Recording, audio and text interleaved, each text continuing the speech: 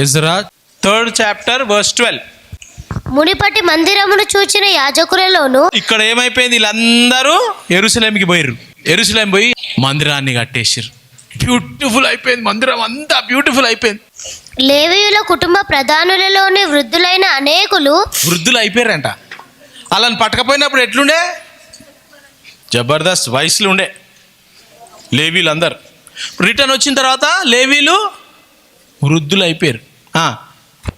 ఇప్పుడు వేయబడిన ఈ మందిరము యొక్క పునాదిని చూచి ఎంత పునాది గ్రేట్ వేసిర్రు, మందిరం మళ్ళీ కట్టినాం. గొప్ప శబ్దముతో ఏడ్చిరి. ఏం చేసిరట?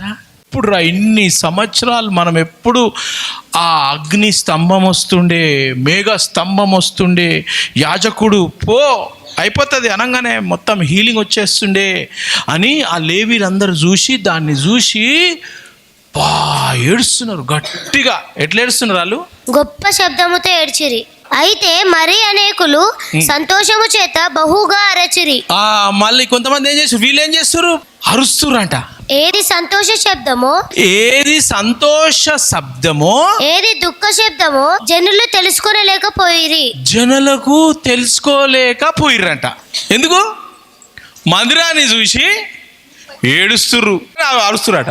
ఏడుస్తుండా అరుస్తుర్రా, ఏమైతుందిరా అని అర్థమవుతుందా? జనులు గొప్ప ధ్వని చేసినందున ఆ శబ్దము బహు దూరము వినబడెను. అసలు మనం లెక్క పెట్టలేం, బహు దూరం వినిపించిందంట. అట్లాంటి శబ్దం ఇంకెక్కడ వినిపించింది కొత్త నిబంధనలా? అపోస్తుల కార్యాలు 2వ అధ్యాయంలో మేడగదిలో ఉన్నప్పుడు అందరూ పెంతెకోస్తు పండుగ దినము వచ్చినప్పుడు అందరూ ఒక చోట కూడి ఉండిరి. అందరూ కోరెషు రాజు, ఆ ముసలోళ్ళు యాజకులు అందరూ ఎక్కడ కూడుకుర్రు? మందిరం కాడ కూడుకున్నారు. ఇక్కడ మేడగదిలో కూడుకున్నారు. అందరూ మేడగదిలో కూడుకొని అప్పుడు వేగముగా వీచు బలమైన గాలి వంటి ఒక ధ్వని ఆ దేశంలో యాజకులు అందరూ సెలబ్రేట్ చేస్తుర్రు. ఆ మందిరాన్ని సెలబ్రేట్ చేస్తూ ఆ ధ్వని ఎంతో దూరం ఆ ధ్వని వినిపించింది. ధ్వని అంటే ఏంటి? 1,00,000 మంది కలిసి ఒకటే స్వరంతో చేస్తే ఆ ధ్వని ఇట్లా కదులుతుంటుంది. ఆ ధ్వని ద్వారా ఈవెన్ బిల్డింగ్ కూడా కదిలే అంత పవర్ ఉంటుంది ఆ సౌండ్లా. ఆ సౌండ్ అక్కడొచ్చింది. కోరేషు టైంలో ఆ మందిరం కాడ ధ్వని, అందరూ ఏడుస్తుర్రు, నవ్వుతుర్రు, దేవుని స్తుతిస్తురు. ఏడుస్తూ నవ్వుతూ స్తుతిస్తురు దేవుణ్ణి. అదే ధ్వని కొత్త నిబంధనలో ఇక్కడొచ్చింది, మేడగదిలో వచ్చింది. మేడగదిలో వచ్చినప్పుడు ఏమైంది చూడు, బలమైన గాలి వంటి ఒక ధ్వని, బలమైన గాలి లాంటి ధ్వని ఆకాశమును అకస్మాత్తుగా వారు కూర్చుండి ఉన్న వాళ్ళు కూర్చున్న కాడంతా ఇల్లంతయు నిండెను. ఆ ధ్వని ఇల్లంతా నిండిపోయిందట. మరియు అగ్ని జ్వాలల వంటి నాలుకలు విభాగింపబడి నట్టుగా వారికి కనబడి వారిలో ఒక్కొక్కని మీద వ్రాలగా అందరూ పరిశుద్ధాత్మతో నిండిన వారై ఆ ఆత్మ వారికి వాక్ శక్తి అనుగ్రహించిన కొలది అన్య భాషలతో మాట్లాడసాగిరి.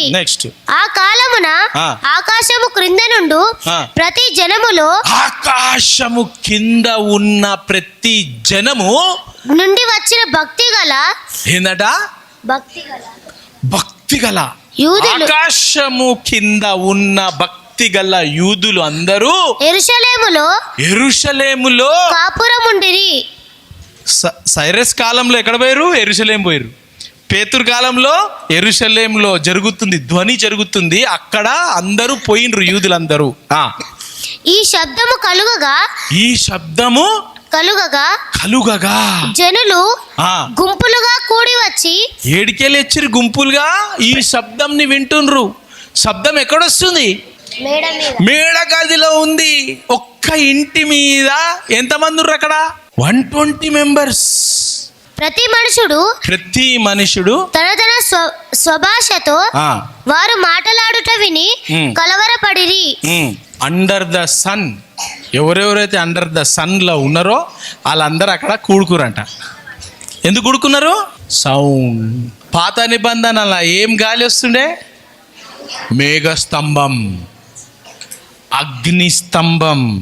హల్లెలూయా. ఇక్కడ ఏమొస్తుంది? మేఘాలు, గాలి, అగ్ని వచ్చింది అక్కడ. కోరేషు కాలంలో అందరూ కొంతమంది సంతోషంతో, కొంతమంది ఏడుస్తూ ఆ ధ్వని ఎక్కడనో వినిపించింది. కొత్త నిబంధనలో కూడా ఆ ధ్వని అందరికి వినిపించింది. అందరికి వినిపిస్తే భూమి కింద ఎవరెవరు ఉన్నారు, ఆకాశం కింద ఎవరెవరు ఉన్నారు అందరు ఉరికొచ్చారు మేడగది కాడికి. ఎవరాళ్ళు? అందరు ఆడ చూస్తూ ఉన్నారు, ఏమవుతుంది రా బైక్ ఈ ధ్వని, ఈ శబ్దం ఏమో వస్తుంది అని అందరు వచ్చేసారు. వర్షిప్ చేస్తే, మీరు పాటలు పాడితే, ప్రైజ్ అండ్ వర్షిప్ చేస్తే ఆ ధ్వని రావాలా, ఏడవాలా అనాయింటింగ్ని చూసి. కొంతమంది నోరు తెరిచి గట్టి గట్టిగా హల్లెలూయా అని అరవాల, టంగ్స్లో గట్టి గట్టిగా మీ స్తుతులు, మీ ఆరాధన, మీ ఫైరు, మీ శక్తిని చూసి అంత ఫైర్గా అందరు ఎక్స్పీరియన్స్ చేయాల. అర్థమైందా? మొదటి రాజులు 8వ అధ్యాయం 10వ వచనం. మీరు ప్రైజ్ అండ్ వర్షిప్ చేస్తే ఏం కావాలి తెలుసా? ఏం కావాలి తెలుసా? ఇది కావాలా, అంత ఫైర్గా చేయాలా. యాజకులు పరిశుద్ధ స్థలములో నుండి బయటికి వచ్చినప్పుడు మేఘము యెహోవా మందిరమును నింపెను. దానికి ముందు చదువు కొంచెం, ఒక వర్షం ముందు. ఇశ్రాయేలీయులు ఐగుప్తు దేశములో నుండి వచ్చినప్పుడు యెహోవా వారితో నిబంధన చేయగా మోషే తాను హోరేబునందు ఆ పలకలను మందసములో ఉంచెను. దానిలో ఆ 2 రాతి పలకలు తప్ప మరి ఏమీయూ లేక పోయెను. ఇప్పుడు యాజకులు ఏమైంది? ఇక్కడ దేవుని మందస్సము, దేవుని ఆలయము అవన్నీ ప్రతిష్టపరిచి యాజకులు బయటికి వచ్చినప్పుడు మేఘము యెహోవా మందిరమును నింపెను. ఏమైందంట? యెహోవా మందిరాన్ని మేఘం నింపేసిందంట. నెక్స్ట్, కాబట్టి యెహోవా తేజోమహిమ యెహోవా మందిరములో నిండుకొనగా ఆ మేఘమున్న హేతువు చేత యాజకులు సేవ చేయుటకు నిలువలేకపోయిరి. ఆ మేఘము, ఆ ఫైర్, ఆ పవర్ వస్తే యాజకులు సేవ చేయలేకపోయినరంట. మీరు పాటలు పాడితే, మీరు వర్షిప్ చేస్తే మేఘం దిగి రావాలా. అర్థమైందా?